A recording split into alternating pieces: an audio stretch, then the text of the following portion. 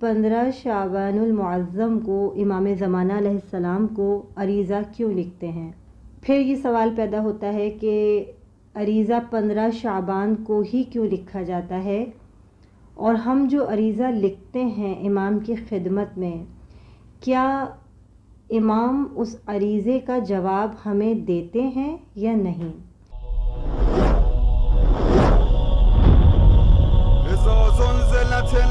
زمین محشر عظماست is an حال زمین لرزه به دلهاست چه شوریست چه غوغاست.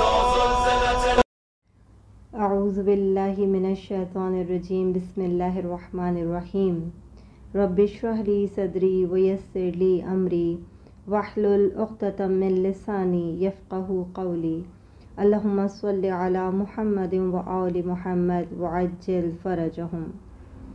خداوند عالم کی بارگاہ میں دعا گو ہوں اور امید کرتی ہوں کہ آپ سب خیریت سے ہوں گے۔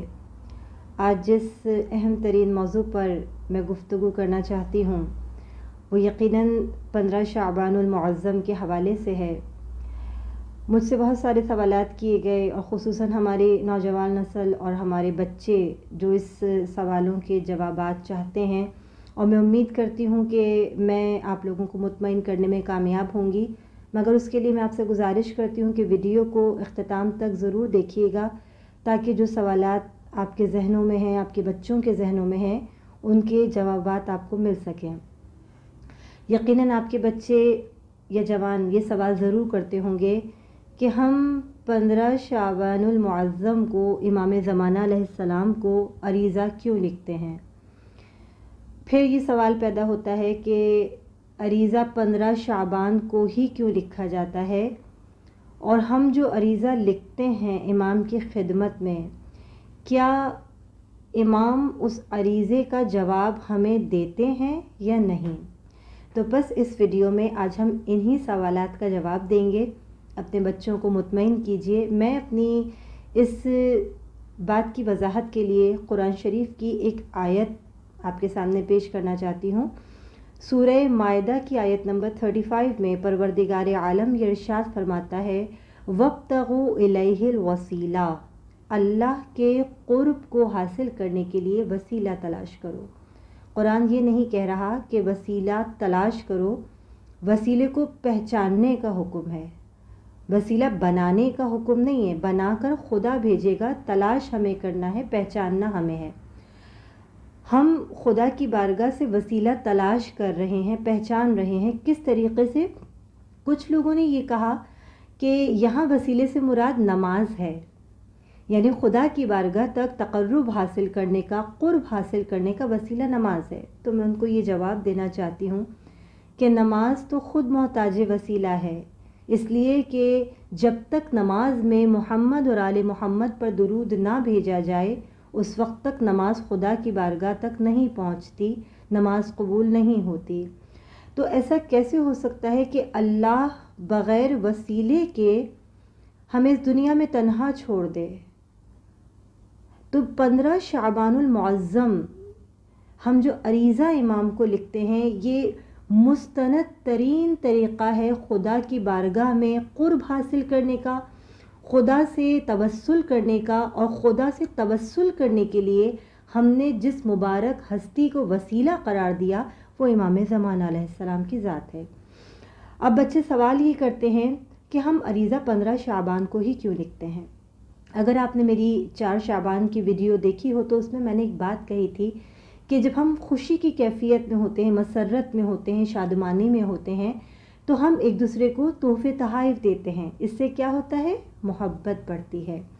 تو جس ہستی کی آمد ہے اس دن، ایسا کیسے ہو سکتا ہے کہ ہم اس دن خدا کی بارگاہ میں ان کو وسیلہ بنائیں، ان سے طلب کریں، ان سے مانگیں، جو زمانے کے امام ہیں؟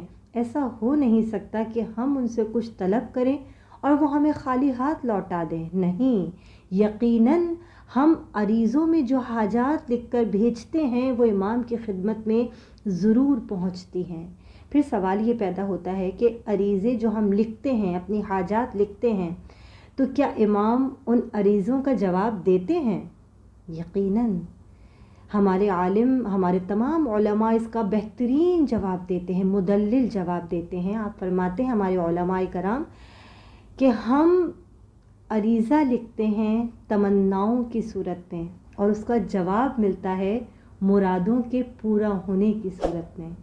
آپ صبح اٹھتے ہیں، بیدار ہوتے ہیں تو اپنے وقت کے امام کو یقیناً سلام کرتے ہیں، اور اگر نہیں کرتے تو اپنے بچوں کو تنبیہ کیجیے، تاکید کیجیے کہ اپنے گھر کے بزرگوں کو سلام کرنے سے پہلے اپنے وقت کے امام کو سلام کریں۔ اور امام محمد باقر علیہ السلام یہ ارشاد فرماتے ہیں کہ امام کو سلام کیسے کریں؟ امام کو سلام کریں السلام علیک یا بقیت اللہ فی الارض، یہ کہہ کر اپنے وقت کے امام کو سلام کیجیے۔ تو جس طرح ہمارا ایمان ہے کہ سلام کا جواب دینا واجب ہے، ہم اس یقین کے ساتھ امام کو سلام کرتے ہیں کہ جو سلام کر رہے ہیں امام جواب سلام ضرور دیتے ہیں، بس ہمارے کان گناہوں سے اتنے آلودہ ہو چکے ہیں کہ ہمیں اپنے امام کی آواز نہیں آتی، جواب سلام سنائی نہیں دیتا، امام تو جواب دیتے ہیں۔ اسی طریقے سے ہم جو عریضہ امام کی خدمت میں لکھتے ہیں وہ امام تک ضرور پہنچتا ہے، امام اسے دیکھتے ہیں، اسے پڑھتے ہیں، اور جب ہماری دعا مستجاب ہو جاتی ہے تو یقین جانیے، ایمان لے آئیے اس بات پر کہ ہم بے وارث نہیں ہیں۔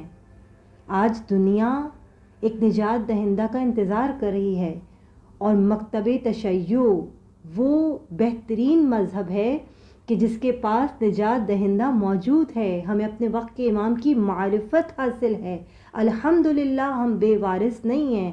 اسی لیے یہ مت کہیے کہ ہم 15 شعبان کو ہی، یقیناً یہ مخصوص تاریخ امام کی ولادت سے منسوب ہے، لیکن آپ کو جب کوئی حاجت ہو، جب کوئی پریشانی ہو، میں آپ کو یقین کے ساتھ کہتی ہوں کہ اپنے امام کو خط لکھیے، امام سے تنہائی میں راز و نیاز کیجیے، کچھ دیر اپنے وقت کے امام کے لیے نکالیے، امام کی بارگاہ میں اپنے جملوں کے ذریعے، اپنی دعاؤں کے ذریعے جب کسی مصیبت میں گرفتار ہوں، پریشانی میں ہوں، تو اپنے امام سے توسل کیجیے۔ یقین جانیے کہ امام زمانہ علیہ السلام ہمہ وقت آپ کی آواز کو سن رہے ہیں۔ یقیناً 15 شعبان ہم نے امام کی ولادت سے منسوب کر کے وسیلہ بنایا ہے خدا کی بارگاہ میں، لیکن آپ جب کبھی کسی پریشانی میں ہوں اپنے امام کو پکاریے گا۔ ایسا ہو نہیں سکتا کہ امام اپنے چاہنے والوں کو اپنے دربار سے خالی ہاتھ لوٹا دیں۔ بس اتنی معظم تاریخ، اتنی محترم تاریخ ہمارے نزدیک ہے، امام سے توسل کیجیے، امام زمانہ علیہ السلام سے لو لگائیے، اور خدا کی بارگاہ میں ان کو وسیلہ قرار دیتے ہوئے، ان سے توسل کرتے ہوئے اپنی جائز حاجات کو پیش کیجیے۔ اور جب عریضہ لکھیے گا تو جہاں اپنی اتنی ساری حاجات لکھتے ہیں وہاں ایک حاجت ضرور امام کی بارگاہ میں دیجیے گا کہ مولا اور کچھ نہیں چاہیے، اگر دعا ہے تو فقط اتنی کہ مولا آپ جلدی تشریف لے آئیے۔